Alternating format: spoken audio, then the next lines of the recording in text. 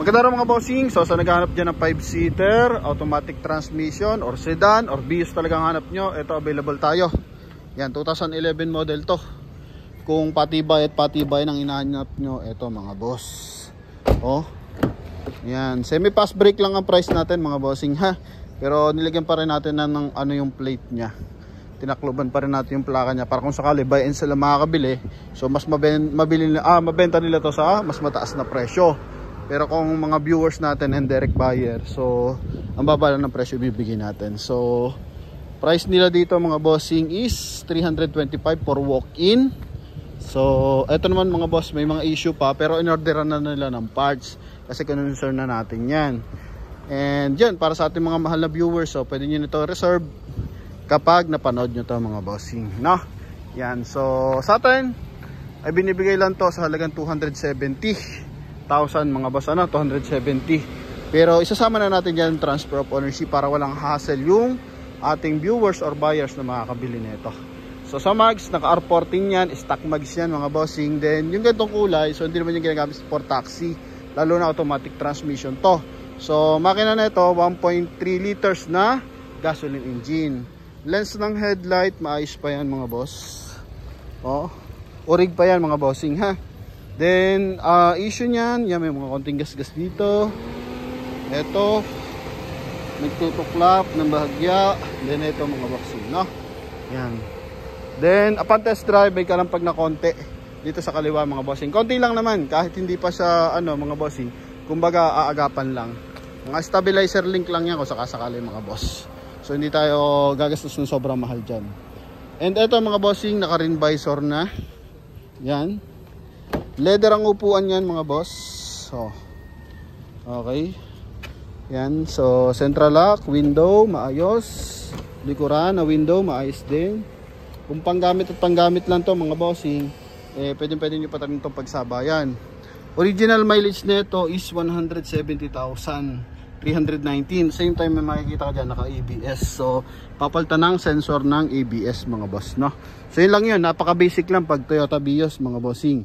So hindi siya tulad na ibang brand na talagang medyo magastos. Ito mura lang yan, so sagot din ng dealer yan. Okay, so walang problema dyan mga boss. Ang hindi lang yung kalampag kasi nga pass brake price na tayo mura lang naman yan mga bossing yung sensor. So papasabay na lang natin. So leather yan, presentable in and out mga boss. Tsaka hindi pa naman kalakasan yung kalampag niya mga boss. Okay sa akin lang, ako lang naka kumbaga merong bagya. Then ito, may mga konti. And lens ng taillight, maayos na maayos yan. Okay. Check natin yung compartment. So dito kasi binubuksan ata yun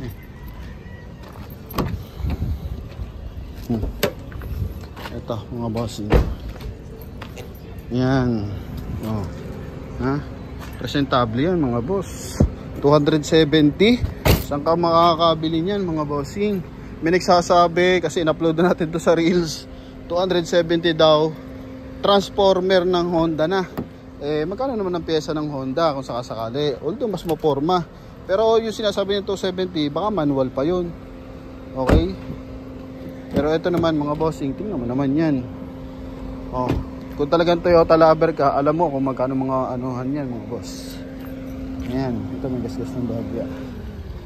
So, yun lang mga bossing. Then ito in-orderan Yan, so ito kasi mga bossing, putol to mga boss So, kinonsern na rin natin. So, ganun tayo. Chine-check na natin yung unit para kung sakali yung viewers, buyer natin nasa ibang bansa, malayong lugar, tulad ng ating Navara. So, yun, on the way na sa Leyte. So, transparent tayo sa mga issue na sasakyan. So, hindi tayo tulad na iba na puro pictures. So yan, may mga issue talaga yan. Walang good as brand yun na tinatawag mga boss. Walang ganon. May mga meron yan. Okay? Ito, napudpud lang kagagamit yan mga boss. Then silipin natin ang engine bay. Yan. So kahit malayo, nasa ibang bansa, alam ng ating buyers and viewers yung issue. So pagpunta dito, alam na. Malinis lang ang engine bay niyan mga boss.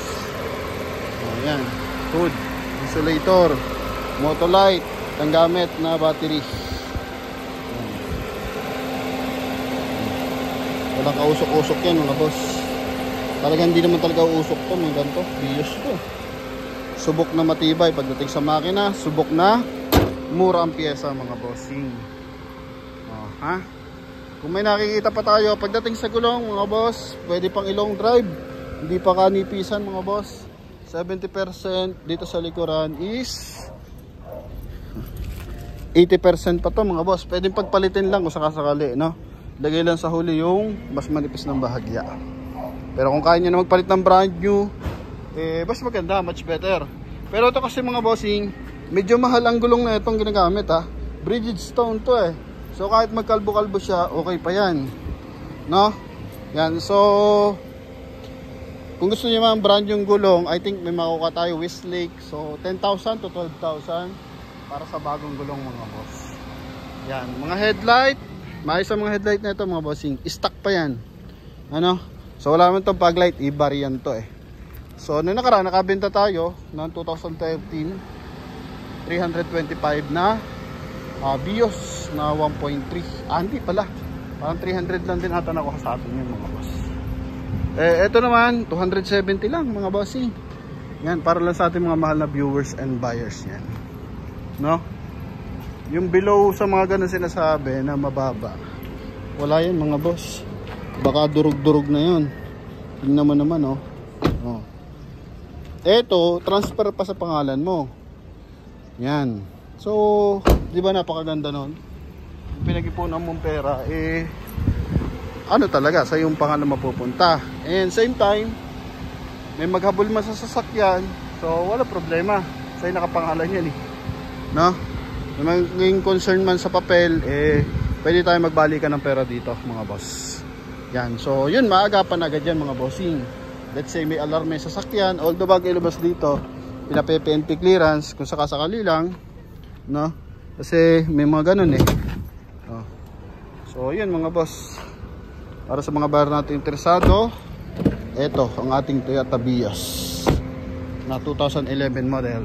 So kung interesado, syempre tawag lang agad sa ating contact number na nasa screen. Connected yun ang Viber and WhatsApp.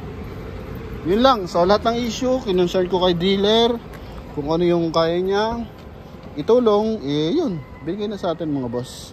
310 to 370. Then mga boss, papaltan yung side mirror. Ito lang ang papaltan doon eh. Okay naman yung side mirror, yung ganito lang yung pinagkakabitan. Then ano pa ba, yung ABS, no? Yan, para kung sakasakali taga probinsya yung bibili, hindi na mapiraan sa ABS. Okay, minor pa lang yung ano nito, kalampag mga bossing. Pero kung gusto niyo pagawa na, pwede na rin mga boss, no? Yan. So yun lang mga bossing. Sa mga interesado, tawag lang po agad. Thank you, God bless.